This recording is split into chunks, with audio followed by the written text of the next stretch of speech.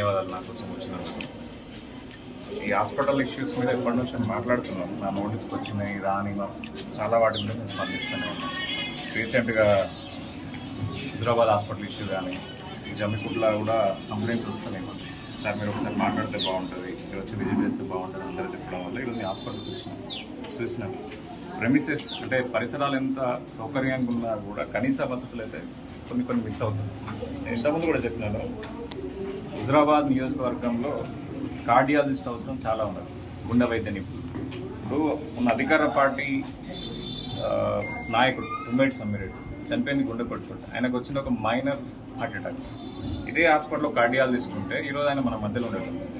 ఆయనే కాదు, హైదరాబాద్ తీసుకుంటే శ్యామ్ అనే అడ్వకేట్ రిపోర్టర్ కూడా చాలా మంచి ఆయనకు వచ్చింది కూడా ఒక మైనర్ చెస్ట్ పెయిన్, అంటే మామూలు ఛాతీ నొప్పి వచ్చింది. హాస్పిటల్ తీసుకెళ్ళిన తర్వాత ఆయన చనిపోయారు. కారణం గుండె వైద్యానికి. నేను మొదటి నుంచి చెప్తున్నా, విద్యా వైద్యం ఉపాధి మీద పనిచేస్తేనే ఈ ప్రాంతం అభివృద్ధి ఉంటుంది.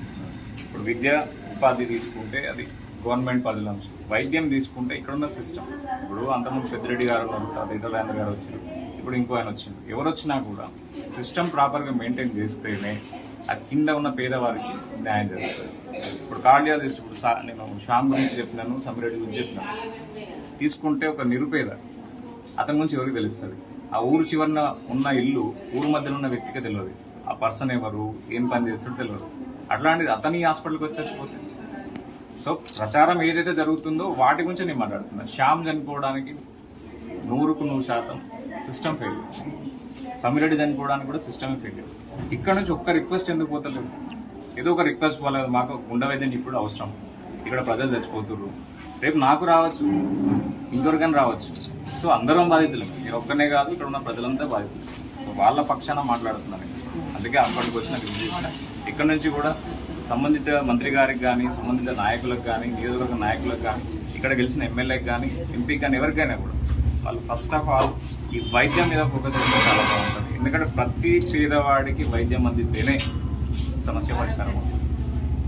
అదే హాస్పిటల్ ఉన్నాయి కదా. ఇప్పుడు ఒక డ్రైవర్ ఫిట్నెస్ ఉంటుంది, ఒక డ్రైవరు ప్రాపర్గా చిన్న స్కూల్ బస్ నడిపినా కూడా స్కూల్ బస్సు ఫిట్నెస్ టెస్ట్ చేస్తారు, డ్రైవర్ ఫిట్నెస్ చేస్తారు. పోలీస్ డిపార్ట్మెంట్ తీసుకుంటే అక్కడ కూడా ఫిట్నెస్ టెస్ట్ ఉంటాయి. అలాగే ఇక్కడ సిబ్బంది కూడా టెస్ట్ చేయాలి, వాళ్ళ కంటి చూపు ఎలా ఉంది, రిపోర్ట్ ప్రాపర్గా ఇస్తుందా లేదా.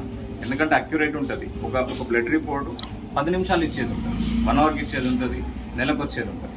తీసుకుంటే ఇప్పుడు ఒక రిపోర్ట్ ఇది మీకు చూపిస్తున్నాను. రిపోర్ట్ చూస్తే ఇన్ డీటెయిల్, అంటే అసంబద్ధంగా అసంపూర్తిగా ఉండదు, ఎక్కడ కూడా పూర్తిగా లేదు. ఇప్పుడు ఇది చూసుకుంటే, ఇప్పుడు ఒక డెలివరీ అమ్మాయి, సపోజ్ డెలివరీ అమ్మాయి తీసుకుంటాం, అందుకు థైరాయిడ్ ఉంది, లేదా బీపీ ఉంది, షుగర్ ఉంది, ఏదో ఉంది. అక్కడ నొప్పులు వస్తూ ఉంటే నీకు రిపోర్ట్ 2 రోజులకు వస్తే అమ్మాయి క్షేమంగా ఉంటుంది? ఉండదు కదా.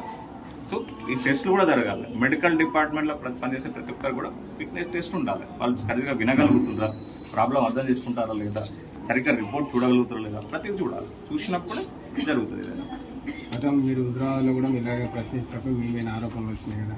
ఏం ఆరోపణలు వచ్చినాయి? ఇప్పుడు ఒక విషయం చెప్తా. ఒక అమ్మాయి రాత్రి 7:30-8 గంటల ప్రాంతంలో ఏదో పురుటి నొప్పులతో హాస్పిటల్కి పోయింది.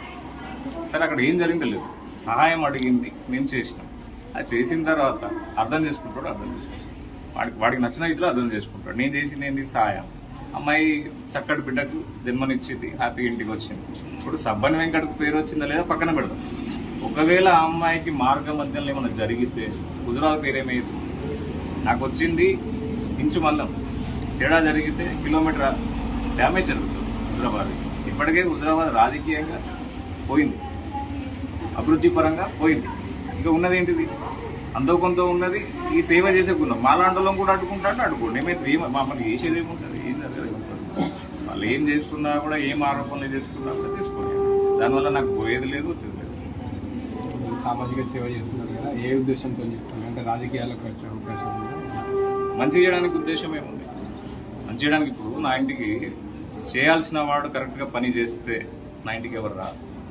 మాలాండల దగ్గర రాదు, నా దగ్గర కానీ, ఉదయనందన్ దగ్గర కానీ, లేదా ఇంకొకరి దగ్గర కానీ, ఇక్కడ నుంచి ఓడిపోయిన రాజేందర్ గారి దగ్గర కానీ, ఎవరి దగ్గర ఇక్కడ ఉన్న వాళ్ళు ప్రాపర్గా పనిచేస్తే, ఇక్కడ ఉన్న వాళ్ళు కరెక్ట్గా పనిచేస్తే పక్కకు చూడము.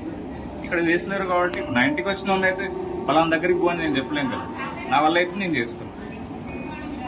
అంటే ఇక్కడ స్థానిక ఉన్న ఎమ్మెల్యేలు స్థానిక అధికార పార్టీ వాళ్ళు తమ్ముళ్ళు ఇద్దరు నాకంటే చిన్నవాళ్ళు. తమ్ముళ్ళకి ఇద్దరు నేనంటే అమితమైన గౌరవం ఉన్నది, ప్రేమ ఉన్నది. ఇప్పుడు చేసేటోని ఎందుకు చేస్తారో అని మీరు అడుగుతారు. చేయనని అడగండి ఈ ప్రశ్న, మీరు ఎందుకు చేస్తలేరు?